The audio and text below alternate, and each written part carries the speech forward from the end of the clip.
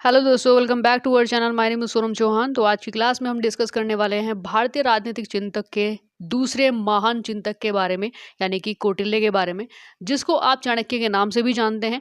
और इस वीडियो में इसकी संपूर्ण जानकारी हम देने वाले, इनके जीवन परिचय से लेकर के इनके राजनीतिक विचार, इनके सामाजिक विचार, राजा को लेकर के इनकी क्या थिंकिंग रही है और एक राज्य कैसा होना चाहिए, इनके साप्तांग थ्योरी जो कि काफ़ी ज़्यादा फेमस है। इससे पहले हमने मनु में भी इसमें पढ़ा था। और कौटिल्य का कितना ज़्यादा डिफरेंसेस है वो जब आप देखोगे आपको पता लग ही जाएगा। तो मनु वाला लेक्चर हमने ऑलरेडी डाल दिया, नहीं देखा है तो जाकर के चेकआउट करो, वीडियो के एंड में मैं शो कर दूंगी, ठीक है। तो और हाँ, सबसे ज़रूरी बात है कि जैसे इटली के चाणक्य को मैकियावेली बोला जाता है, तो उसको क्यों बोला जाता है, कितनी ज़्यादा सिमिलैरिटी है ये और कितनी ज़्यादा इनइक्वालिटी यानी क्या समानताएं भी है। तो देखिए, हमारे भारत के जो चिंतक रहे हैं उनमें अपनी अलग महत्वपूर्ण उनका योगदान अलग रहा है और साथ में बहुत सारी चीज़ें हैं। तो थोड़ा बहुत कम जो सिमिलैरिटीज़ है वो मिल जाती हैं, लेकिन इसके अलावा बहुत ज़्यादा डिफरेंसेस देखने को मिलते हैं। बाकी वीडियो में आगे बढ़ते हैं, तो फटाफट से वीडियो को लाइक कर दो, शेयर कर दो, और अभी तक सब्सक्राइब नहीं किया तो सब्सक्राइब कर लेना, बेल आइकन को प्रेस कर लेना, ताकि आने वाले जो भी वीडियो लेक्चर है उनका क्विकली नोटिफिकेशन आप तक पहुंचता रहे, ठीक है। तो चलिए स्टार्ट करते हैं। देखिए, प्राचीन भारत की जो राजनीतिक विचारधारा है उसमें सबसे अधिक ध्यान देने योग्य कौटिल्य की विचारधारा है। इससे पहले हमने मनु के बारे में भी पढ़ा था, ठीक है। और जब हम कौटिल्य की बात करते हैं तो सबसे मोस्ट इम्पोर्टेंट उनकी जो विचारधारा है वो मानी जाती हैं, क्योंकि आज भारत में मनु के साथ साथ, यानी कि मनुस्क्रिप्ट में जो जो चीज़ें हैं उनके साथ साथ हम कौटिल्य की अर्थशास्त्र को भी आज के भारत में इसको फॉलो किया जाता है। कौटिल्य की जो डिप्लोमेटिक पॉलिसी बहुत ही ज़्यादा फेमस है। मतलब अगर हम वर्ल्ड के आधार पर भी देखें, पूरे संसार के आधार पर भी देखें, तो सबसे ज़्यादा फेमस कौटिल्य की डिप्लोमेटिक पॉलिसी है, जो कि आज लगभग लगभग हर एक कंट्री उसको अप्लाई ज़रूर करता है, ठीक है। तो Kautilya's ideology is the most networking among the political ideologies of ancient India. तो इस लेक्चर में हम दोनों लैंग्वेज को साथ में लेकर के चल रहे हैं, ताकि दोनों तरीके के जो स्टूडेंट हो, चाहे वो इंग्लिश वाले हो हिंदी वाले हो, तो दोनों को मतलब जो प्रॉब्लम होती है ना लैंग्वेज को लेकर के, वो ना हो, ठीक है। इससे पहले वाले लेक्चर्स हम एक बार हिंदी में पढ़ाते थे, फिर दोबारा मेरे को प्लेलिस्ट इंग्लिश में बनानी पड़ती थी, वीडियो इंग्लिश में बनानी पड़ती थी। तो बहुत ज़्यादा मतलब देखो टाइम भी लगता था, और फिर वेट करते थे कि भाई पहले हिंदी वाले तो कंप्लीट कर ले, बट इंग्लिश वाले नहीं है, तो इंग्लिश वाले फिर वेट करते थे उस लेक्चर का। तो अब आगे से जितने भी लेक्चर्स होंगे, चाहे हम सेमेस्टर्स में जितने भी लेक्चर्स हम तैयार करेंगे, वो दोनों ही लैंग्वेज में करेंगे, ठीक है। तो इसी बात पर एक लाइक ज़रूर कर दूँ। तो कौटिल्य, चाणक्य या विष्णुगुप्त उस महान विभूति का नाम है, यानी कि कौटिल्य को आप चाणक्य नाम से बोलते हैं, उनको विष्णुगुप्त के नाम से भी जाना जाता है। उन महान विभूति का नाम है जो किसी राजा या राजवंश का न होकर के भी प्राचीन भारत के महान सम्राट चंद्रगुप्त का निर्माता वो तथा गुरु था। तो कौटिल्य, चाणक्य और Vishnugupta is the name of that great personality who despite not belonging to any king or dynasty was the creator and guru of the great empire Chandragupta of an ancient India, ठीक है। तो वह यथार्थवादी विचार है। यथार्थवादी का मतलब होता है रियलिस्टिक थिंकर, जो रियलिटी में विश्वास करते हैं, जो अपनी जो चीज़ें उन्होंने ऑब्जर्व की, जो चीज़ें उन्होंने देखी है, उन वो जो उसमें जो बिलीव करते हैं, उनकी जो फिर आइडियोलॉजी क्रिएट होती है, तो उनको रियलिस्टिक जो थिंकर्स हैं उनको बोला जाता है। तो यथार्थवादी विचारक, कूटनीति, व्यवहारवादी राजनीतिज्ञ, नीतिशास्त्र का सुविख्यात विद्वान कौटिल्य को माना जाता है।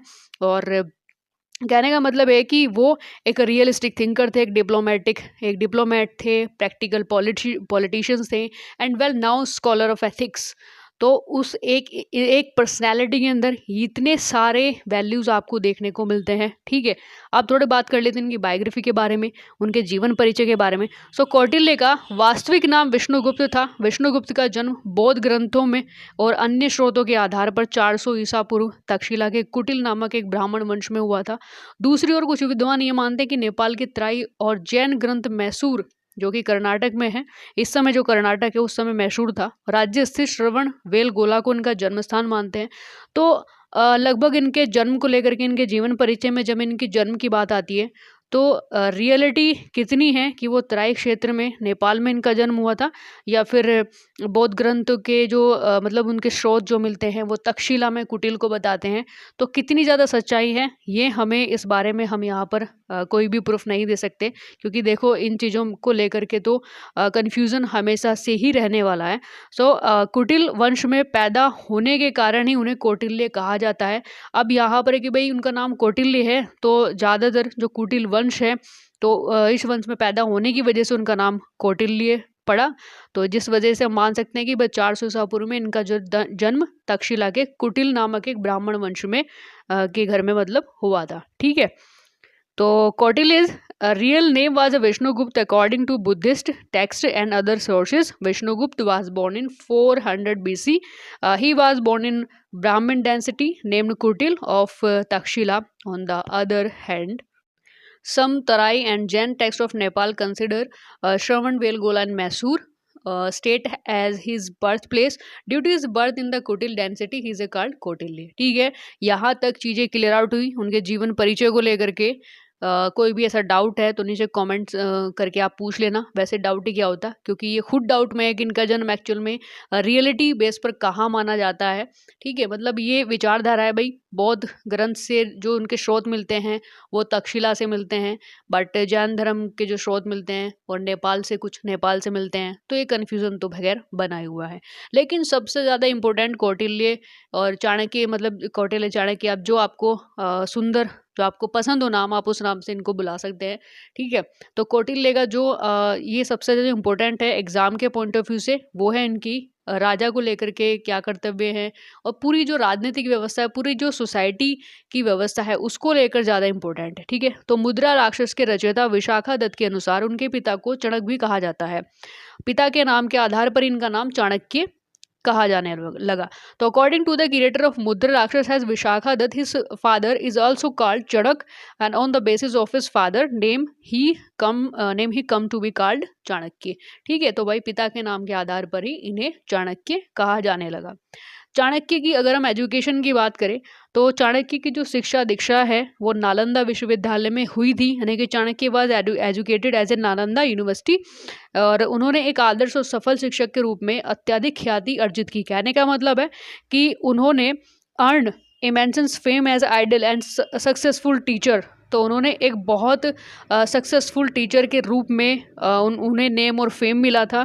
ठीक है, ख्याति का मतलब होता है फेम मिलना, यानी कि आप एक सेलिब्रिटी हो, आपको सब जानते हैं फिर मतलब अध्यापक के क्षेत्र में, शिक्षक के क्षेत्र में। ठीक है, फिर कौटिल्य ने अर्थशास्त्र की जब रचना की, जिसमें शासन, प्रशासन, कूटनीतिक, राजनयिक, अर्थव्यवस्था, सैन्य व्यवस्था, शासकीय गुण और सप्तांग जो थ्योरी है आदि का विस्तृत व्याख्या और विवेचना प्रस्तुत की गई। यानी कि अगर हम कौटिल्य की अर्थशास्त्र की बात करते हैं, तो कि Kautilya composed Arthashastra in which a detailed explanation and discussions of a governance, administration, diplomatic politics, economy, military system, qualities of the ruler, Saptang's theory, principles, etc. So he has been presented with principles have been adopted even today. यानी कि जो आज तक भी इन सिद्धांतों को अपनाया जाता है। ठीक है, यानी कि उसकी अर्थशास्त्र सिर्फ, अब आप इससे नाम से आप कंफ्यूज हो सकते हो कि अगर आपने पहले नहीं पढ़ा है और आप फर्स्ट टाइम पढ़ रहे हो, तो डेफिनेटली आपको ये लगेगा कि भाई किताब अर्थशास्त्र है तो इसका मतलब पैसे का या बजट का ही इसमें लेखा जोखा होगा या फिर एक्सप्लेनेशन उनकी ही होगी, लेकिन ऐसा नहीं है।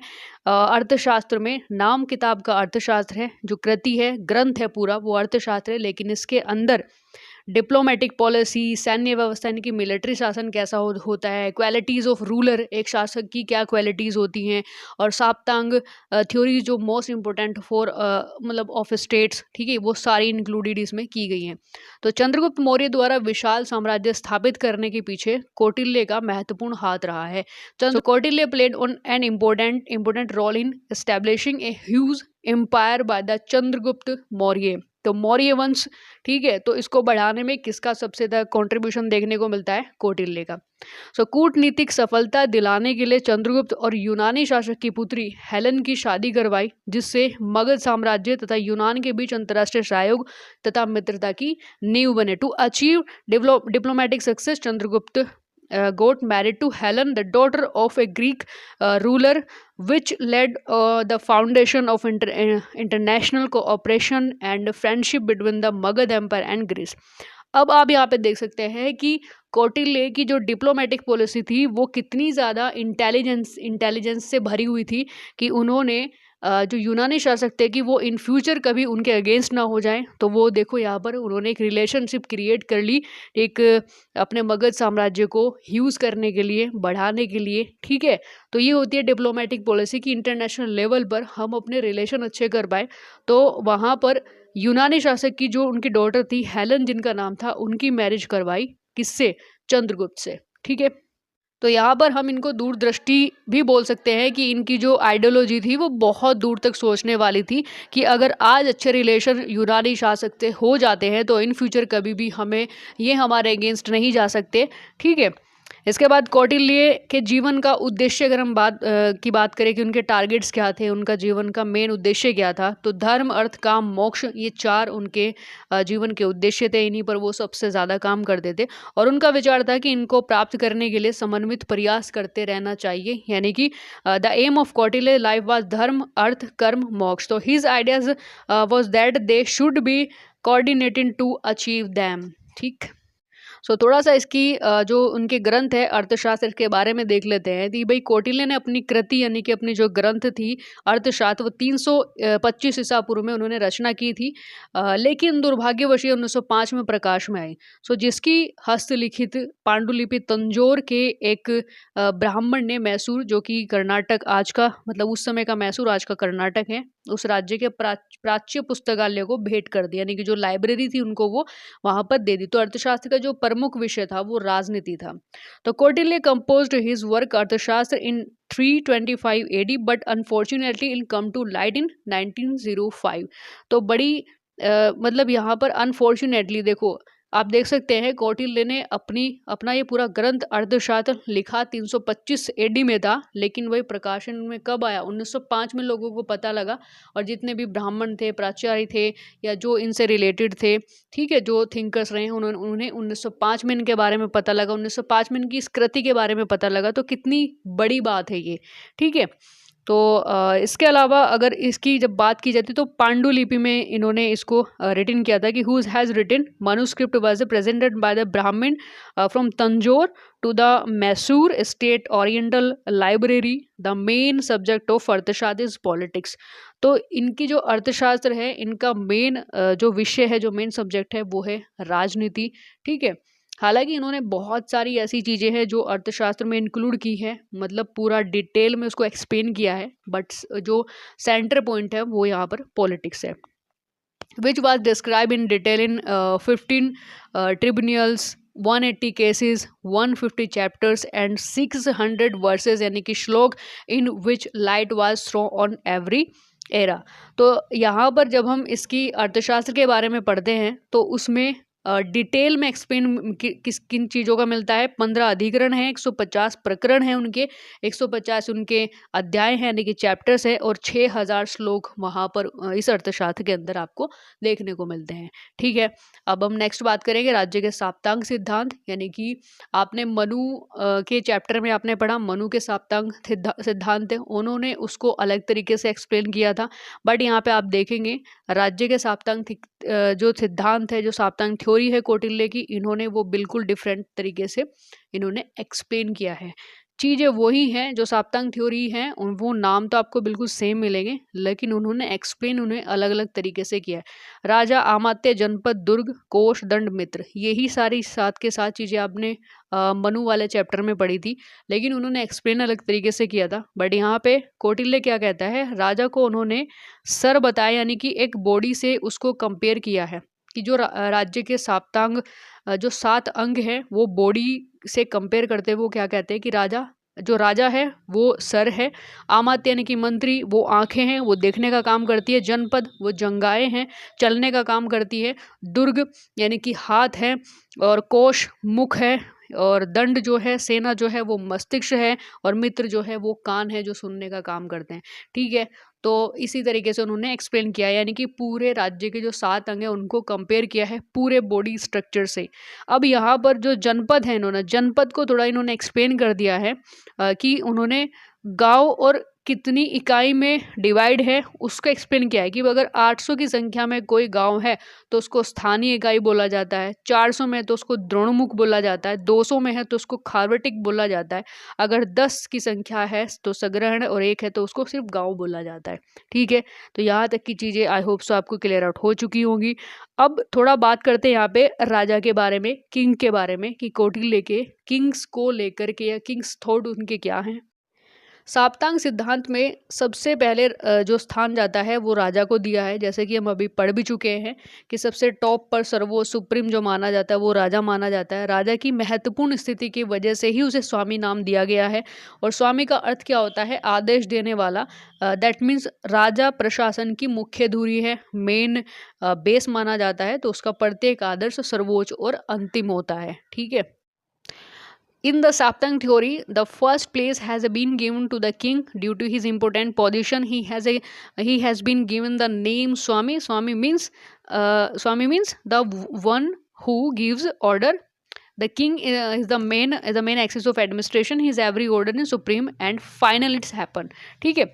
तो राजा को महाकुलीन, देव बुद्धि संपन्न, धैर्यवान, दूरदर्शी, धार्मिक, सत्यवादी, दृढ़ बुद्धि वाला, संपन्न परिवार वाला और शास्त्र बुद्धि से युक्त होना चाहिए। तो कौटिल्य यहाँ पर राजा की क्या क्वालिटीज एक्सप्लेन कर रहे हैं कि भाई राजा को महाकुलीन होना चाहिए। The king should be a noble person, endowed with divine wisdom, patience, foresight, religious, truthful, strong minded and from a prosperous family and knowledgeable about the scriptures. So according to Kautilya क्या कहता है कि राजा राज्य की कार्यपालिका का सबसे सर्वोच्च अधिकारी होता है, सबसे बड़ा अधिकारी होता है। तो according to Kautilya the king is the supreme executive officer of the state. ठीक है, तो उसे बहुत समझदार होना यहाँ पर बहुत ज़्यादा जरूरी होता है। अब बात करेंगे राजा की उत्पत्ति या राज्य की उत्पत्ति के बारे में, कौटिल्य के क्या विचार है। जो राजा शब्द है उसकी उत्पत्ति राजन शब्द से हुई है। इसके मूल राष्ट्र का शाब्दार्थ शासक है। मतलब इसके राजन का अगर हम मीनिंग्स निकालें तो वो शासक हो जाएगा। तो कौटिल्य ने राजतंत्रीय शासन को सर्वोच्च मानते हुए राजा को ही सर्वोच्च अंक माना है।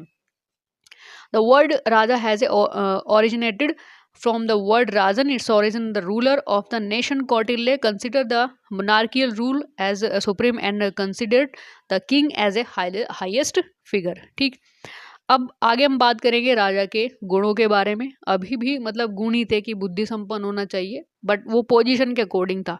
अब राजा के खुद के अंदर कैसे गुण होने चाहिए, उसकी पर्सनैलिटी कैसी होनी चाहिए। भाई कौटिल्य ने अर्थशास्त्र के 6ठे अध्याय में यानी कि 6th चैप्टर में राजा के आवश्यक गुणों का डिटेल से उसको एक्सप्लेन किया है। सो राजा को कुलीन, स्वस्थ और शास्त्रों का अनुसरण करने वाला होना चाहिए। उन्होंने कहा कि Kautilya has described in detail the essential qualities of a king in the 6th chapter of Arthashastra. The king of should be noble, healthy and follow the scriptures. कि भाई वो स्वस्थ भी होना चाहिए एंड देन उसको अपने जो भी शास्त्र हैं उनका भी उसको पता होना चाहिए, पता नहीं बल्कि ज्ञान होना चाहिए, वेदों का ज्ञान उसको होना चाहिए। ठीक है, जैसे कि हमने मनु वाले चैप्टर में भी पढ़ा था कि भाई मनु ने भी राजा को बोला है कि वो वेदों का ज्ञाता विधिवेत्ता होता है। अब बात करते हैं राजा की शिक्षा की, कि कौटिल्य का ये मानना है कि जितने भी हमने ऊपर अभी क्वालिटीज़ पढ़ी राजा की, उससे युक्त आसानी से नहीं मिलता है। ठीक है, कि भाई इतनी सारी क्वालिटीज़ की, दृढ़ बुद्धि वाला, सत्यवादी, धार्मिक, दूरदर्शी, धैर्यवान, इतनी सारी क्वालिटीज़ वाला एक इंसान मिलना बहुत ही ज़्यादा मुश्किल है। तो कुछ गुण तो स्वाभाविक होते हैं। देखो कुछ गुण तो राजा में ऐसे होते हैं ना कि भाई वो जेनेटिक है, वो तो आएंगे ही आएंगे, और कुछ गुण केवल और केवल एजुकेशन से ही प्राप्त किए जा सकते हैं। तो कौटिल्य ने जिन आवश्यक विद्याओं का उल्लेख किया है वे हैं दंड नीति, सैनिक शिक्षा, मानव शास्त्र, इतिहास, अर्थशास्त्र तथा धर्मशास्त्र। कहने का मतलब ये है कि भाई कौटिल्य ने बोला है कि जो राजा है, हम जिस तरीके से राजा को यहाँ पर मतलब बताने की कोशिश कर रहे हैं कि राजा के अंदर ये सारी क्वालिटीज़ होनी चाहिए, बट कुछ स्वाभाविक क्वालिटीज़ होनी उनकी मतलब जेनेटिक होती है कि उनके अंदर होती हो, लेकिन एजुकेशन उनको और ज़्यादा स्मार्ट बनाती है। अब एजुकेशन में उनको सिखाया क्या-क्या जाता है, उनको एक्स्ट्रा में जो डिप्लोमेटिक पॉलिसी वो सिखाई जाती है, मिलिट्री एजुकेशन दी जाती है, साइकोलॉजी पढ़ाई जाती है, हिस्ट्री पढ़ाई जाती है, इकोनॉमिक्स के बारे में बताया जाता है एंड जो रिलीजन से जुड़े हुए जो हमारे शास्त्र हैं, वेद हैं, वो उनको स्टडी कराया जाता है। ताकि वो बहुत ज़्यादा माइंडेड हो, बहुत ज़्यादा एक्स्ट्रा मतलब अंडरस्टैंडिंग वाले बने, ताकि वो प्रजा का सही तरीके से और पूरे राज्य का सही तरीके से शासन की व्यवस्था कर पाए। ठीक है, कि भाई Kautilya is of the opinion that one who possesses the above mentioned qualities is not easily found. Some qualities are natural and some qualities can be acquired only through education. The essential discipline mentioned by the Kautilya as a criminal policy, military education, anthropology, history, economic and theology, etc. etc. ठीक है, अब बात करते हैं राजा के time table के बारे में, दिनचर्या के बारे में। ठीक है, हर एक थिंकर्स ने राजा के बारे में अलग अलग तरीके से एक्सप्लेन किया है, बट यहाँ पे कौटिल्य ने पूरा बताया है कि राजा को किस तरीके से अपना टाइम टेबल शेड्यूल अपना रेडी रखना होता है। तो कौटिल्य ने अर्थशास्त्र के पहले अधिकरण के 18वें चैप्टर में राजा की व्यस्त दिनचर्या का वर्णन किया है। इसके पीछे कौटिल्य का मूल उद्देश्य क्या है कि राजा को जन कल्याण के लिए सचेत करते हुए अपने दायित्वों का भली प्रकार से निर्धारण करना और जितना हो सके उतना राजा को भोग विलास की जितनी भी एक्टिविटी है उनसे दूर रखना। भोग विलास का मतलब जैसे नाच गाना हो गया, वो वहाँ पे सुट्टा बजा रहा है, वो नाच गाना देख रहा है, वो ऐसे ही अपना टाइम मतलब वेस्ट कर रहा है। तो इन सब में वो ना पड़े, वो जुआ शिकार ना करे, इस तरीके की चीज़ें ना करे। तो ऐसे में उसकी ऐसे टाइम टेबल क्रिएट कर देना होता है ताकि वो व्यस्त रहे जन कल्याण के कार्यों में। ठीक है, तो कौटिल्य ने राजा के दिन रात के जो भी प्रोग्राम है वो 24 घंटों का 16 घड़ी में उसने उसको डिवाइड कर दिया और इस तरीके से प्रत्येक घड़ी 1.5 घंटे की यहाँ पर उन्होंने डिसाइड की। ठीक है, Kautilya has describe the busy daily routine of the king in the 18th chapters of the first treatise of Arthashastra. The main objective behind this is to make the king aware of the public welfare and to determine his responsibility properly and to ensure that the king does as much as possible to keep the king away from the tendencies of indulgence and luxury. Kautilya divided the king's day and night would work into 16 hour of 24 hour, तो 10 each clock is a 1.30 hour। ठीक है, यानी कि 1.5 घंटा। तो भाई किस किस तरीके से उसको मतलब बिजी रखना है कि वो जन कल्याण के कार्यों में इतना ज़्यादा बिजी रहे कि जितनी भी एक्स्ट्रा एक्टिविटी है उस पर उसका ध्यान ही ना जाए। ठीक है, अब आगे बात करते हैं राजा के कार्य और शक्तियों के बारे में कि क्या उनके फंक्शंस हैं। जैसे प्रजा का कल्याण करना, वेलफेयर ऑफ द पीपल, वर्णाश्रम धर्म को बनाए रखना, टू मेंटेन वर्णाश्रम धर्म, शांति और व्यवस्था बनाए रखना, to maintain peace and order, नियुक्ति करना, टू अपॉइंट, विधि निर्माण कार्य करना, लॉ मेकिंग वर्क, न्यायिक कार्य यानी कि जुडिशियल वर्क, दंड की व्यवस्था, पनिशमेंट सिस्टम हो गया, आर्थिक कार्य यानी कि इकोनॉमिक कुछ ऐसे फंक्शंस होते हैं, लोक कल्याण संबंधी कार्य करना यानी कि पब्लिक वेलफेयर से जुड़े हुए काम करना, युद्ध करना, टू वेज वॉर। तो ये कुछ मेन इंपॉर्टेंट ऐसे फंक्शंस हैं, कुछ ऐसी पावर्स है जिनका यूज़ करके वो अपनी जो रिस्पॉन्सिबिलिटी होती है उनको कंप्लीट करता है। ठीक है, अब बात करते हैं सांगुण्य नीति यानी कि इंटरनेशनल जो पॉलिसी होती है, सो बेसिकली वो कैसी होनी चाहिए। सो कौटिल्य अपने राजा को केवल राजा की सीमा के भीतर प्रभावशाली नहीं बनाना चाहता, यानी कि Kautilya did not want to make his king influential only with in the limit of the king, but लेकिन उनकी जो सोच है वो व्यापकता के लिए यानी कि मतलब बहुत ज़्यादा एक्सप्लेनेशन के लिए हुई है कि but his thinking was a broad. तो कौटिल्य के अनुसार मतलब उसके जो विचार है कि राजा को अंतर्राष्ट्रीय संबंधों को कुशलता एवं दूरदर्शिता के साथ लागू करना चाहिए। The king should implement international relations with efficiency and foresights. तो उसे जो भी रिलेशन रखना है वो आगे कई सालों तक की चीज़ें सोच करके उस रिलेशन को क्रिएट करे। तो ये इंटरनेशनल कुछ ऐसी पॉलिसी है जिन पर उसको ध्यान में देना होता है। अब बात करते हैं कौटिल्य की नीति के बारे में कि भाई जो उनकी डिप्लोमेटिक पॉलिसी जो बहुत ही ज़्यादा फेमस हैं। ठीक है, इन वर्ड को देख करके आपको मतलब ये नॉर्मल लगे होंगे, हम अपनी लाइफ में बहुत बार दूसरों से सुनते हैं, हम खुद भी दूसरों को बता देते हैं कि भाई जब आप वॉर में खड़े हो तो वॉर में साम दाम दंड भेद, ठीक है, ये अपनाए जाते हैं। साम का मतलब होता है शांति की नीति। दाम का मतलब होता है अगर धन देकर काम होना है तो धन देकर कराओ। दंड का मतलब है बल प्रयोग से कराओ। भेद का मतलब है फूट डालकर कराओ। तो ये चाणक्य की कूटनीति है कि जब सिचुएशंस को देखकर आप सिचुएशन को देखें और उस आधार पर ही एक्ट करें। ठीक है, आपको लगता है कि भाई शांति से काम निपट सकता है तो शांति से कराओ। आपको लगता है धन देकर यानी कि पैसा वैसा देकर के काम निपट सकता है, उससे निपटाओ। अगर आपको लगता है कमज़ोर वर्ग है सामने वाला, आप ज़्यादा पावरफुल हो तो उसको दबा करके उसके ऊपर मतलब बल प्रयोग से उसको मतलब डरा धमका कर उसको उससे काम निकलवाओ। अगर भेद यानी कि फूट डाल कर कि भाई बहुत ज़्यादा मतलब जुड़ा हुआ, मतलब ऐसा होता है ना कि जैसे फूट डालकर जैसे अंग्रेजों ने किया था भारत में, फूट डालो राज करो वाली नीति। ठीक। इसके बाद नेक्स्ट हम बात करेंगे कौटिल्य और मैकियावेली के विचारों में कितनी ज़्यादा समानताएं हैं। कि इटली का जो चाणक्य मैकियावेली उसको एक्चुअल में चाणक्य या कौटिल्य से क्यों हम रिलेट करते हैं। तो similarities in the thought of Kautilya and Machiavelli. तो राजतंत्र का समर्थन दोनों करते हैं, सपोर्ट ऑफ मोनार्की, यानी कि वो मैकियावेली को भी मोनार्की सिस्टम सबसे बेस्ट लगता है और यहीं पे कौटिल्य को भी मोनार्की सिस्टम बेस्ट लगता है। राजा संप्रभु दोनों मानते हैं कि राजा सबसे ऊपर है, राजा ही सोवरेन है। तीसरा है कि राज्य की एकता पर बल, emphasis on unity of the state. तो दोनों का यही विचार है कि भाई वो यूनिटी को सबसे ऊपर रखते हैं। राज्य का विस्तार करना, एक्सपेंशन ऑफ द स्टेट। अब मैकियावेली और जो कौटिल्य हैं वो दोनों का विचार है कि हमें राज्य को बढ़ाना चाहिए। ठीक है, युद्ध आवश्यक है, दोनों के लिए ज़रूरी है कि वॉर नेसेसरी, क्योंकि अगर वॉर नेसेसरी में नहीं आएगा तो हम कभी भी डेवलप नहीं हो पाएंगे, हम आगे पावरफुल नहीं बन पाएंगे। तो दोनों का विचार इसमें एक ही है।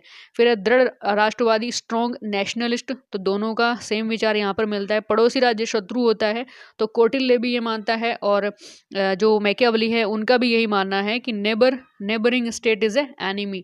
तो कभी भी अपने पड़ोसी जो आपके राज्य हैं, मतलब जो देश है, उनको कभी भी आप दोस्त मान ही नहीं सकते, वो एक शत्रु की तरह ही होते हैं। गुप्तचर व्यवस्था, तो दोनों मानते हैं कि राज्य में गुप्तचर व्यवस्था यानी कि इंटेलिजेंस सिस्टम होना बहुत ही ज़्यादा जरूरी है। अब यहाँ पे बात कर लेते हैं कि जब इतनी सिमिलैरिटीज़ हैं तो कुछ असमानताएं भी होंगी, कुछ इनइक्वालिटीज़ भी होंगी। ठीक है, जरूरी नहीं है, क्योंकि भाई कौटिल्य तो एक ही ऐसे पर्सनैलिटी हैं पूरी दुनिया में कि इनसे थोड़े बहुत हम गुण किसी के साथ में मिला सकते हैं, लेकिन प्रॉपर रूप से हम बिल्कुल मतलब ऐसा नहीं कर सकते कि 101% बिल्कुल गुण मैच हो जाएंगे। अब देखो असमानताएं कितनी है। पहली है कि कौटिल्य धर्म धुरंधर नालंदा और तक्षशिला के आचार्य, दार्शनिक और ब्रह्मचारी था। वह सादा जीवन और उच्च विचार का समर्थक था। दूसरी ओर अगर आप मैकियावेली की बात करते हैं तो ना तो वो धर्म का कोई पंडित था, न कौटिल्य जैसा सन्यासी था। वह कोई प्रभावशाली व्यक्तित्व नहीं रखता था, यानी कि जितनी ज़्यादा जितना ज़्यादा फेमस कौटिल्य अपने समय में रहा है उतना ज़्यादा फेमस मैकियावेली अपने समय में बिल्कुल भी नहीं रहा है। दूसरा था कि कौटिल्य ने अपने ग्रंथ अर्थशास्त्र की रचना तब की जब वह अपने उद्देश्यों को सफलता प्राप्त कर चुका था और भारत के छोटे बड़े राज्यों को एक सूत्र में बांध चुका था और अपने देश की उन्नति को चरम शिखर पर पहुंचा चुका था। ठीक है, आपने कौटिल्य के बारे में पढ़ा होगा, एक सीरियल भी आया था चंद्रगुप्त मौर्य या चाणक्य के नाम से, नाम तो मुझे नहीं याद है, लेकिन आप देख सकते हैं बहुत सारे सीरियल्स में। या मगध, जब चाणक्य था तब मगध की आप देखना जो मौर्य वंश था उस समय पे कितना ज़्यादा डेवलप था। तो अपने समय में वो अपने पूरे उद्देश्य कंप्लीट कर चुका था, वो एक सफल राजनीतिज्ञ था, यानी कि एक सक्सेसफुल पॉलिटिशियंस वहाँ पर वो रह चुका था। जबकि मैकियावेली की जब हम बात करते तो वो अपने उद्देश्यों में सफलता उसने प्राप्त नहीं की थी। उसने द प्रिंस, जो कि उसकी काफ़ी फेमस कृति है, वो रचना उसने तब की थी जब वो पूरी तरीके से निराश हो चुका था और राजनीति जीवन से निष्कासित हो चुका था। ठीक है, तो मेक श्योर ये था पूरा कौटिल्य की संपूर्ण जानकारी वाला लेक्चर। आई होप आपको पसंद आएगा, तो फटाफट से लाइक कर दो और जितना भी आपका फ्रेंड सर्कल है जिनको नहीं पता है कि वे क्लासेस चल रही है कि नहीं चल रही है, तो उनको जाकर के वीडियो शेयर कर दो अपने व्हाट्सअप, अपने इंस्टाग्राम के स्टोरी पर इसको शेयर कर दो। एंड सब्सक्राइब कर लेना अगर चैनल पर पहली बार है, या सब्सक्राइब नहीं किया है तो बेल आइकन को प्रेस कर लेना, मतलब सब्सक्राइब कर लेना, बेल आइकन को प्रेस कर लेना, ताकि हर एक जो लेक्चर्स है उनका क्विकली आप तक जो नोटिफिकेशन है वो पहुंच पाए। ठीक है, तो चलिए मिलते हैं नेक्स्ट इन्फॉर्मेशन के साथ में नेक्स्ट लेक्चर में। तब तक के लिए जय हिंद, जय भारत।